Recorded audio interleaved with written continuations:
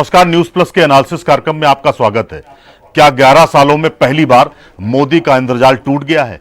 क्या राहुल गांधी ने ऐसी फूल प्रूफ प्लानिंग की कि भाजपा के बड़े बड़े चालक भी धरे रह गए?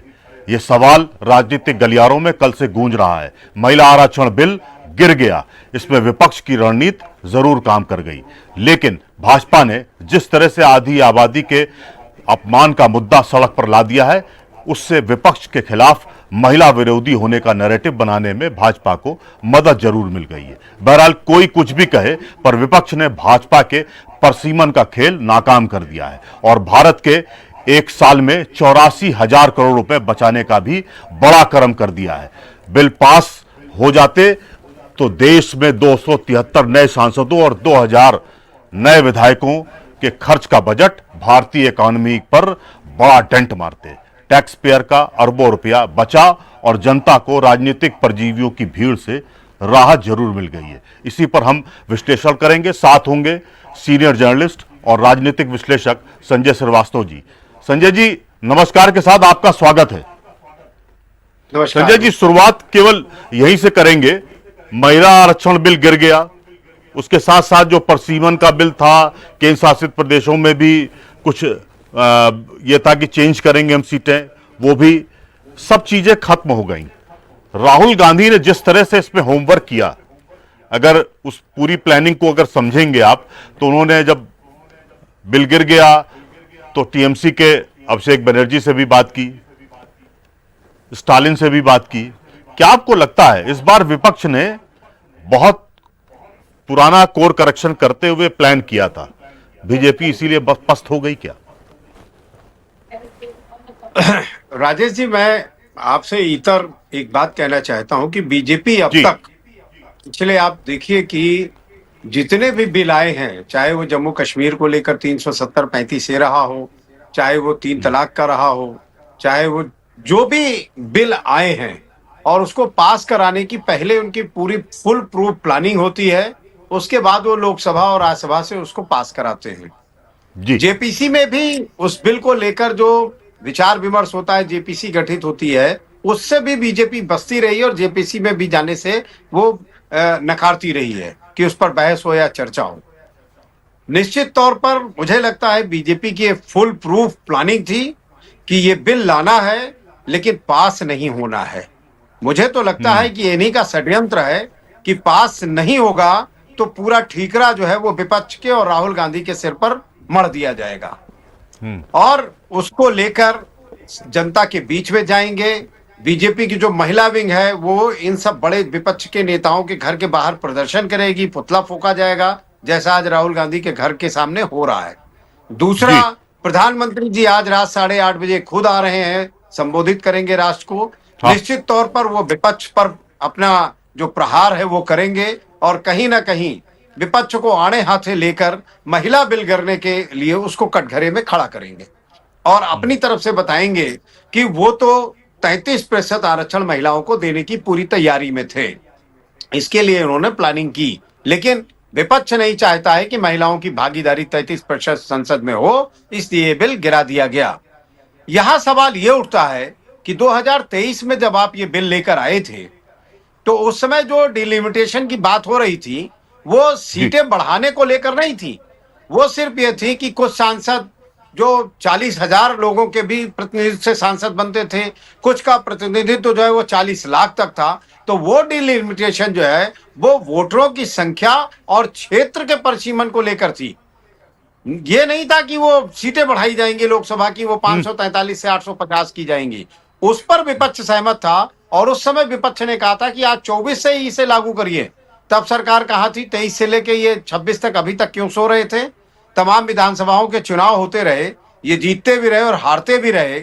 लोकसभा में इनकी बुरी स्थिति हुई, उत्तर प्रदेश जैसी जगहों पे दूसरे स्थान पर चले गए। 80 में से इनकी 70 सीटें हुआ करती थी, 72 सीटें हुआ करती थी, और उसके बाद ये जब आ गए 37 सीटों पर आ गए, तब 29 की तैयारी को लेकर इनको सोचना पड़ा कि अगर यही आला उत्तर प्रदेश से इस बार अगर 40+ सीटें विपक्ष को मिल गई तो निश्चित तौर पर सरकार बनाना बड़ा मुश्किल होगा।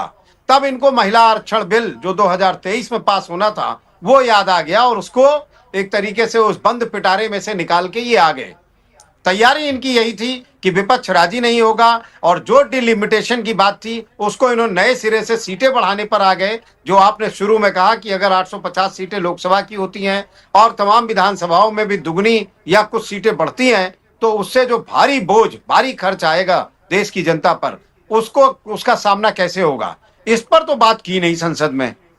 लेकिन इन्होंने कहा कि हम 850 सीटें, यानी पुरुषों की संख्या तो बराबर ही हो गई ना। आप सीट बढ़ा के हाँ। किसी को कुछ दे दीजिए, तब तो वो कोई मायने नहीं रखता है। जो सीटें थी इसी में से अगर आप 33% यानी 181 सीटें महिलाओं के नाम करते और उन सीटों का ऐलान करते कि किन किन सीटों पर महिला चुनाव लड़ेंगी, तो निश्चित तौर पर ये एक बड़ा कदम होता और तब विपक्ष कहीं ना कहीं आड़े हाथों आता और विपक्ष की खामियां उजागर होती। लेकिन अभी मुझे जो लगता है कि बीजेपी ही फुल प्रूफ प्लानिंग करके इस बिल को इस तरह से ले आई कि विपक्ष विरोध करेगा, बिल गिर जाएगा और हम उसका ठीकरा पब्लिक डोमेन में जाकर विपक्ष पर फोड़ेंगे। संजय जी, एक चीज आपसे और जानना चाह रहे थे। ठीक है, फुल प्रूफ प्लानिंग उनकी रही है, ठीक है, क्या आपको लगता है काट की हांडी बार बार चढ़ेगी क्या? एक दूसरा ये कि मोदी वैश्विक नेता हैं, वो पॉपुलैरिटी उनकी बढ़ रही है, लेकिन with in country upper class उनसे आज भी नाराज है। यूजीसी के पर बार बार वो सवाल कर रहा है, क्यों, आप क्यों लाए? और अगर आप इसको देखें तो मोदी जी ने सदन में ये कहा कि हम अति पिछड़े हैं लेकिन हम सबका ख्याल रखेंगे। एक दूसरा, उन्होंने ये भी बात जो आप बता रहे थे ना कि उन्होंने कहा कि अगर आप बिल पास नहीं करने देंगे तो विपक्ष के खिलाफ या जिस तरह का नैरेटिव बन रहा था वो और गहराएगा। ये सब बातें की हैं उन्होंने, सारी चीजें उनके मालूम थी कि इसके नेगेटिव एस्पेक्ट अगर आएंगे तो हमको सब फायदा मिलेगा। क्या आपको लगता है इन सब के बावजूद काट की हांडी बार बार चढ़ेगी क्या? मुझे नहीं लगता है राजेश जी, बहुत स्पष्ट शब्दों में मुझे नहीं लगता है कि इस तरीके से अब एक तरीके से ये एक्सपोज हो रहे हैं। अगर 2023 से अब आपने 24 के सही बीच शब्द में बताया। जी जी, अगर ये 23 से 24 के बीच में इस बिल को लागू करते या उस समय अगर लागू नहीं हो पाता तो ये विपक्ष पर ठीकरा फोड़ते, तब तो समझ में आता। लेकिन जिस तरीके से कल आया है और कल जिस तरह से ये औंधे मुंह गिरा और मुंह की खानी पड़ी मोदी और उनकी टीम को, जो चाणक्य बन रहे थे वो अब सिर खुजाते हुए और बगले झांक रहे हैं, तो निश्चित तौर पर मुझे लगता है कि एक बड़ी डिफीट भारतीय जनता पार्टी को हुई है। और इस डिफीट से जो आने वाले चुनाव हैं, अभी तो 2 राज्यों में वैसे ही चुनाव हो रहे हैं और आने वाले 27 में जो चुनाव होंगे निश्चित तौर पर वो प्रभावित होंगे इस बिल को लेकर। लेकिन महिलाओं में जो नाराजगी होगी वो विपक्ष के प्रति नहीं होगी, बल्कि वो सत्तारूढ़ बीजेपी के प्रति होगी, नरेंद्र मोदी के प्रति होगी, अमित शाह के प्रति होगी। और मुझे लगता है कि जो महिलाएं हैं वो भी जान गई हैं कि सरकार की मंशा साफ नहीं थी और ना है। हाँ। वो सिर्फ इसे चुनावी मुद्दा बनाकर बीच में लाना चाहते हैं। अब देखने वाली बात यह होगी कि आज 8:30 बजे टेलीविजन स्क्रीन पर प्रधानमंत्री जी आएंगे तो किस तरीके से इस बिल के गिरने को लेकर विपक्ष को आड़े हाथ लेते हैं और क्या क्या इल्जामात उनके ऊपर लगाते हैं। उससे बहुत सारी चीजें साफ हो जाएंगी कि ये राजनीतिक सिर्फ लाभ लेने की कवायद थी या वाकई इनकी मंशा साफ थी और इस बिल को ये लाना चाहते थे। ठीक बात है संजय जी, आपने एक बात कही ना कि प्रधानमंत्री आज 8 बजे 8:30 बजे आएंगे। पहले जब प्रधानमंत्री जी इस तरह का की घोषणा करते थे कि हम आज रात में संबोधित करते हैं तो एक सेंसेशन पैदा होता था। आज जो उन्होंने घोषणा की तो बहुत नॉर्मल तरीके से लोगों ने लिया है। हाँ ठीक है, आएंगे, कोई बात है, क्योंकि स्क्रीन वैल्यू जितना मैं समझ पा रहा हूं धरातल पर अब मोदी की उस तरह की नहीं रही जो पिछले 5-10 सालों में रही है। तो क्या आपको लगता है ये स्क्रीन वैल्यू में जिस तरह से डिक्रीजिंग ट्रेंड आया है, क्या आपको लगता है 8:30 बजे कोई संबोधन इनका वास्तव में कोई सुनने जा रहा है क्या? और जाएगा तो इनका जो हार्ड कोर समर्थक है वही तो जाएगा। अब बिल्कुल बहुत सही बात आपने कही है कि जो स्क्रीन वैल्यू थी, फेस वैल्यू कही है कि फेस वैल्यू पहले आदमी की फेस वैल्यू है जो स्क्रीन पर आती है। तो मुझे लगता है फेस वैल्यू मोदी जी की पिछले कुछ महीनों में काफी कम हुई है। और अभी एक मैगजीन जो अंतरराष्ट्रीय मैगजीन है उसने भी जो प्रभावशाली राजनीतिज्ञों के 100 नाम जोड़े, उससे भी ये बाहर हो गए हैं। तो मुझे लगता है कि मोदी जी की फेस वैल्यू कम हुई है। और कहीं ना कहीं मुझे लगता है कि एक जो राजेश जी एक जो विश्वास होता है जनता के बीच में, जैसे हम आप पत्रकार हैं और किसी डिबेट पर अगर सामने आ रहे हैं, और आपने अगर उसे चैनल पर प्रसारित किया 1 घंटे पहले भी, तो जो लोग देखते हैं कि ना ना राजेश जी इस मुद्दे पर बहस करेंगे, वो निश्चित तौर पर समय से 5 मिनट पहले ही आपकी स्क्रीन पर आ जाते हैं। तो वो जो वैल्यू है, वो कहीं ना कहीं मुझे लगता है मोदी जी की कम हुई है, क्योंकि 8:30 बजे वो आएंगे और तमाम टीवी चैनल इसे अभी से प्रसारित करना शुरू कर दिए हैं, लेकिन मुझे नहीं लगता है कि इतनी व्यूवरशिप इन्हें आज जी संजय जी। 8:30 पे अभी से ही स्क्रीन के सामने बैठ गए होंगे कि मोदी जी क्या कहेंगे उसे हम सुनेंगे। ठीक बात है। संजय जी, अब थोड़ा सा मैं कांग्रेस के पॉइंट ऑफ व्यू से जानना चाह रहे थे। जब यह बिल गिर गया तो कांग्रेस के युवराज राहुल गांधी ने सबसे पहले फोन टीएमसी के अभिषेक बनर्जी को किया, उनसे बात की, उन्हें थैंक्स अदा किया, और उसके बाद वो सीधे स्टालिन के पास चले गए, तमिलनाडु के सीएम के पास। ये जो सिस्टम था, यानी कि जो राहुल गांधी की अपनी जो पूरी नीति थी, उनके जो कोर ग्रुप के लोग थे, उनको शायद जिम्मेदारी दी गई थी कि आप इनसे बात करेंगे, आप इनसे बात करेंगे। एक पूरा प्लान चैकआउट किया गया था। पूर्व के वर्षों में राहुल गांधी या कांग्रेस की तरफ से इस तरह का कोई प्लान नहीं होता था। इस बार जिस तरह की प्लानिंग की गई, वो क्या आपको लगता है कि कांग्रेस भी अब पहले से ज्यादा पूर्व नियोजित हो गई है क्या? बिल्कुल, इसमें कहीं कोई शक नहीं है। आप देखिए, बंगाल में चुनाव होना है और आज 18 तारीख है और 5 दिन बाद 23 तारीख को वहां मतदान होने हैं पहले फेज में। तो निश्चित तौर पर कहीं ना कहीं पश्चिम बंगाल, और आप देखिए कि पिछले कुछ बिल्स में या पिछला कुछ लोकसभा सत्र में जब किसी बिल पर बहस हो रही थी या किसी बिल पर मतदान होना था, तो टीएमसी ने भाग नहीं लिया था, वो बाहर हो गई थी। यानी उसने विपक्ष का साथ नहीं दिया था, राहुल गांधी का साथ नहीं दिया था। यही हाल जी। तमिलनाडु का भी रहा था। तो निश्चित तौर पर दक्षिण के राज्य रहे हो या पश्चिम बंगाल जहां चुनाव है, तो उनको कहीं ना कहीं मनाने में और अपने खेमे में लाने में राहुल गांधी की जो सक्रियता है वो काम की है। और आप देखिए कि बिल पर जब बहस हो रही थी संसद के अंदर, तो किस तरीके से समाजवादी पार्टी, अखिलेश यादव, धर्मेंद्र यादव, डिम्पल यादव, इन सब ने जो वक्तव्य दिए, जो स्पीच दी, वो ओबीसी और अल्पसंख्यक यानी मुसलमान और जो ओबीसी तबके के लोग थे, उनको लेकर उन्होंने बहस की कि इनकी महिलाओं को कितना % आरक्षण मिलेगा। यानी आरक्षण में भी आरक्षण के मुद्दे को हवा दे दी। तो कहीं ना कहीं उससे जो सत्ता पक्ष था वो बहुत कमजोर हुआ, क्योंकि उनकी प्लानिंग इस तरीके के सवालों को जवाब को देने में नहीं थी।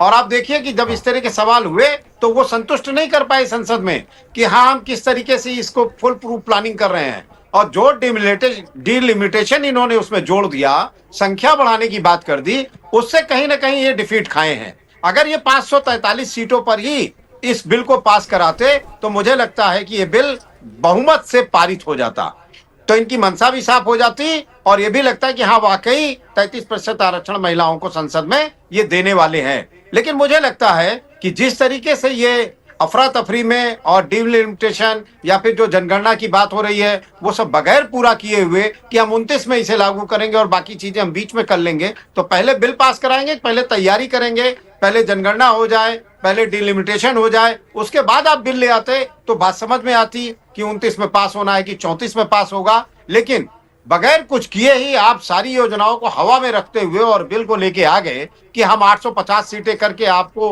33% आरक्षण देंगे। ये बात जरा पचने में मुझे लगता है कि वक्त लगेगा, और महिलाओं को भी इस बारे में सोचना चाहिए, खासतौर से वो महिलाएं जो भारतीय जनता पार्टी की तरफ से ज्यादा प्रभावित होती हैं, या कह लीजिए कि मोदी जी और उनकी पार्टी की अंधभक्त हैं। उनको अब सोचना चाहिए कि क्या वाकई ये जायज था जिस तरीके से उनके हक में ये बिल लाया गया और औंधे मुंह गिर गया। तो अब सोचना चाहिए। और खैर, आज 8:30 बजे जब मोदी जी भाषण देंगे तो निश्चित तौर पर तमाम बातें वो करेंगे, और टारगेट महिला बिल ही होगा जो गिर गया है। तो उससे बहुत सारी स्थितियां साफ हो जाएंगी कि आगे की राजनीति अब क्या होगी, विपक्ष की भी और भारतीय जनता पार्टी की भी। ठीक बात है। संजय जी, यूं तो प्राइम मिनिस्टर नरेंद्र मोदी ने सदन में अपरोक्ष चेतावनी तो दी ही थी विपक्ष को कि अगर आप बिल नहीं पास करेंगे तो आपके लिए कितना डैमेज पार्ट होगा, वो बात तो उन्होंने कही थी। संजय जी, एक थोड़ा सा भाजपा के मर्म को टटोलते हुए एक सवाल है, अगर बंगाल का परिणाम इनके पक्ष में नहीं आता है, तब क्या आप ये मान के चल रहे हैं देश की पूरी राजनीति की दिशा बदल जाएगी क्या? हाँ, बिल्कुल कहीं ना कहीं, और मुझे अब लगने लगा है कि जो सारी कवायद भारतीय जनता पार्टी की पश्चिम बंगाल को जीतने की चल रही थी, साम दाम दंड भेद, पैसे रुपए हर तरीके के प्रलोभन, और उसके बाद जिस तरीके से चुनाव आयोग का समर्थन लेकर ये बंगाल जीतने की तैयारी कर रहे हैं, तरह तरह के आरोप लगे हैं, इसमें कहने में कोई गुरेज नहीं, चुनाव आयोग पे आरोप लगते रहे हैं। जी। तो मुझे लगता है कि अगर इसके बावजूद भी ममता बनर्जी चुनाव अगर 2 सीट से भी जीत गई और उनकी सरकार बनती है, तो कहीं ना कहीं एक बहुत बड़ा डेंट होगा भारतीय जनता पार्टी और नरेंद्र मोदी पर, और 27 में होने वाले जो नॉर्थ इंडिया के राज्य हैं उसके चुनाव में इनको भारी कीमत चुकानी पड़ सकती है। आपने बड़ी बात कही है। यूपी का भी सीन मुझे लगता है बदलने की स्थिति है। और संजय जी, जिस तरह की बातें बंगाल के चुनाव में देखी जा रही हैं कि अभी तक ये था कि मुस्लिम वोट वहां थोड़ा विभाजन हो रहा है उसका, लेकिन इधर 2-3 दिनों से ये रिपोर्ट्स आ रही हैं कि सॉलिड मुस्लिम वोट जो है इंटैक्ट होकर वो टीएमसी की तरफ जा रहा है। अब उसमें विभाजन की बातें खत्म हो गई, बेमानी हो गई हैं।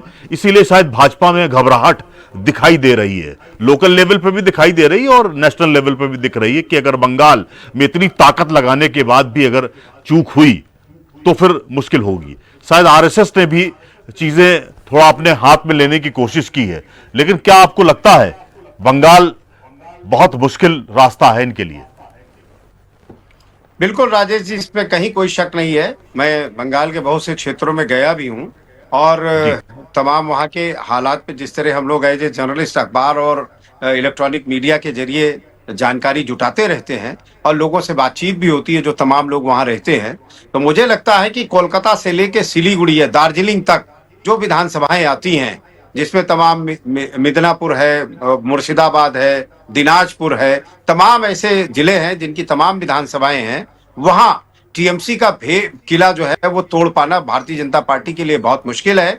और ओवैसी या फिर तमाम उन लोग, चाहे वो हुमायूं कबीर रहे हो, जिस तरह से वो आए और बाद में एक स्टिंग ऑपरेशन हुआ और उसकी वजह से वो आस आउट हो गए, तो मुझे लगता है उसका पूरा फायदा टीएमसी को मिल रहा है। और इंटैक्ट होकर जो आपने कहा कि मुस्लिम वोट टीएमसी की तरफ जा रहा है, और दूसरी बात रही बंगाली अस्मिता की भी, जिस तरह ये जी। बंगाल में तमाम ऐसे चेहरों को भी लेकर गए हैं जिनका बंगाली अस्मिता से कोई लेना देना नहीं है, तो वहां पे कहीं ना कहीं जो बंगाली हैं वो ममता बनर्जी के साथ ज्यादा खड़े हुए दिखते हैं बनिस्बत अमित शाह और शुभेंदु अधिकारी के। तो कहीं ना कहीं शुभेंदु अधिकारी एक कमजोर चेहरा है जिसको ये चेंज नहीं कर पाए, और जिसके मतलब एक जो बड़ी तैयारी ममता बनर्जी के सामने इनको कोई चेहरा लाना चाहिए था, और वो खासतौर से पश्चिम बंगाल का ही होता, बंगाली चेहरा होता, वो ये ला नहीं पाए हैं। और शुभेंदु अधिकारी को आप देखिए, पिछले 3 चुनाव से भी ममता बनर्जी का विरोध करते करते वो एक बड़े चेहरे के रूप में उभर कर सामने नहीं आ पाए हैं कि वो ममता बनर्जी के बराबर आ सके हों या ममता बनर्जी को चुनौती दे रहे हों। तो मुझे लगता है 1-2 सीट पे चुनौती देने से कुछ नहीं होगा, और पूरी जो पश्चिम बंगाल की जो विधानसभा है, उन विधानसभाओं पे ज्यादातर सीटों पे टीएमसी का प्रभाव रहा था और मुझे दिखता भी है। तो मुझे लगता है कि वहां पे तीसरी बार भी ममता बनर्जी की सरकार की वापसी होगी। भारतीय जनता पार्टी की सीटें हो सकता है कि 77 से बढ़ के 100 तक आ जाएं, या हो सकता है कि 77 से भी कम हो जाएं, दोनों बातें हो सकती हैं, लेकिन सरकार बनाने की कवायद में वो नहीं आ सकते हैं वहां पे। और ये एक बड़ी लकीर होगी जो वहां से विपक्ष खींचेगा, तो निश्चित तौर पर आने वाले जो राज्यों के चुनाव हैं उनमें बहुत गहरा असर दिखेगा। ठीक बात है। संजय जी, एक थोड़ा योगी के परिप्रेक्ष्य में भी सवाल आपसे, मतलब उस पर भी मुझे लगता है एनालिसिस करनी चाहिए यूपी के पॉइंट ऑफ व्यू से और यहाँ के जनता के पॉइंट ऑफ व्यू से। योगी को बिहार के चुनाव में जितनी हाइप मिली एज कंपेयर टू बंगाल के चुनाव में, इतनी हाइप उनको नहीं मिल रही है। क्या इसके पीछे कभी कोई एक कुछ आप देख रहे हैं, कोई खेल है क्या? 2 खेल हैं। एक, भारतीय जनता पार्टी, मुझे लगता है उनका शीर्ष नेतृत्व खुद नहीं चाहता है कि योगी की लोकप्रियता राष्ट्रीय लेवल पर या पश्चिम बंगाल के चुनाव में बहुत पड़े। और मुझे लगता है कि जिस तरीके से वो ललकारते हैं, अपनी सभाओं में जो भाषण देते हैं, गरजते हैं, वो हिंदी में होता है, और जो पश्चिम बंगाल के लोग हैं, जो निचला तबका है या जिन वोटों से बहुत प्रभाव पड़ता है, वो हिंदी को बेहतर तरीके से समझते नहीं है, वो बंगाली समझते हैं। इसीलिए आप देखिए कि जो टीएमसी के नेता हैं या टीएमसी के जो स्पीकर्स हैं वो बंगाली में अपनी स्पीच दे रहे हैं, बंगाली में लोगों के पास जा रहे हैं, बंगाली में लोगों को कन्विंस कर रहे हैं, जिसका एक बहुत बड़ा प्रभाव पड़ता है। और यहाँ के नेता जो जा रहे हैं, जो हवाई यात्राएं कर रहे हैं और स्पीच दे रहे हैं, वो बंगाली में होती नहीं है। इससे बहुत से लोग चेहरा देखने के लिए आते हैं, उनकी आवाज सुनने के लिए आते हैं, लेकिन मुझे लगता है कि वो समझ ही नहीं पाते कि योगी जी क्या बोलकर गए हैं। तो वो बताना जी। पड़ेगा, या तो इन्होंने ट्रांसलेटर की व्यवस्था की होती कि मंच से जो कुछ बोल रहे हैं उसे बंगाली में ट्रांसलेट किया जाता, तो उसका ज्यादा प्रभाव पड़ता। लेकिन इस तरह का कुछ हुआ नहीं है। तो मुझे लगता है ये दो बातें, भाषा और शैली, दोनों ही जो है वो प्रभावित कर रही हैं। और कहीं ना कहीं भारतीय जनता पार्टी की जो बैकअप प्लान है उसमें भी है कि योगी के नेतृत्व में जो भी सभाएं हों, या योगी जहां सभा कर रहे हैं, योगी जहां से ललकार रहे हैं, वहां से बहुत अच्छा मैसेज या बहुत अच्छा असर भारतीय जनता पार्टी की बढ़त में ना होने पाए, ये भी एक बड़ी वजह हो सकती है। देखिए, चुनाव जीतना और नहीं जीतना, सीटें नहीं जीतना, ये पार्टी की प्लानिंग हो सकती है। लेकिन पार्टी के शीर्ष नेतृत्व में बैठे जो 29 की या 34 की तैयारी में खुद को तैयार कर रहे हैं कि अब देश की पीएम की कुर्सी पर मुझे बैठना है, वो पिछले 2-3 सालों से आप देखिए उत्तर प्रदेश में जिस तरीके की राजनीतिक रस्साकसी चल रही है, जैसे कुछ लोगों को बढ़ावा दिया जा रहा है, कुछ लोगों को खींचा जा रहा है, ये तो एक क्या बीजेपी की मजबूरी है कि वो योगी को हटा नहीं पा रहे हैं, लेकिन उस हटाने की कवायद में कोई कोर कसर छोड़ भी नहीं रहे हैं। मुझे लगता है कि खुद भारतीय जनता पार्टी चाहती है कि योगी जी खुद छोड़कर कुर्सी और गोरखपुर वापस चले जाएं, मठ में वापस चले जाएं, लेकिन ऐसा वो कर नहीं रहे हैं। वो और मजबूत होकर उभर कर आ रहे हैं सामने और चुनौती दे रहे हैं। तो मुझे लगता है कि चुनावी जनसभाएं कराना भारतीय जनता पार्टी की मजबूरी है योगी से, लेकिन योगी के बल पे सीटें जीतना और योगी को उसका माइलेज मिले दूसरे राज्यों में, ये मुझे लगता है भारतीय जनता पार्टी का शीर्ष नेतृत्व पचा नहीं पा रहा है। ठीक बात है संजय जी। मुझे लगता है योगी को लेकर जो तमाम सारे कयास हैं वो अलग बात है, लेकिन अभी भी उनकी स्वीकार्यता तो यूपी में है। एक माइंडसेट तो लोगों का बना हुआ है कि एग्रेसिव हैं, तमाम सारी सुरक्षा के पॉइंट ऑफ व्यू से बहुत ठीक से काम करते हैं और क्रिमिनल्स को लगातार हैमर करते रहते। ये भी एक माइंडसेट पब्लिक का है। उनके चेहरे पर तो थोड़ा फायदा होगा ही, जो भी होगा। संजय जी, एक सवाल हम तो आपसे जाना है, तमिलनाडु की अगर बात हम करें, चूंकि आरक्षण बिल, महिला आरक्षण बिल फेल हुआ है, उसमें स्टालिन की भी बड़ी अहम भूमिका रही है। भाजपा वहां पर एआईएमडीएमके के साथ समझौता कर चुकी है, लेकिन भाजपा की लीडरशिप का फोकस तमिलनाडु पे क्यों नहीं है? क्या उनको लगता है कि यहां पर हम स्टैंड बाई हैं, इसलिए बहुत ज्यादा इस पर जोर न दिया जाए? क्या यह मानसिकता है क्या?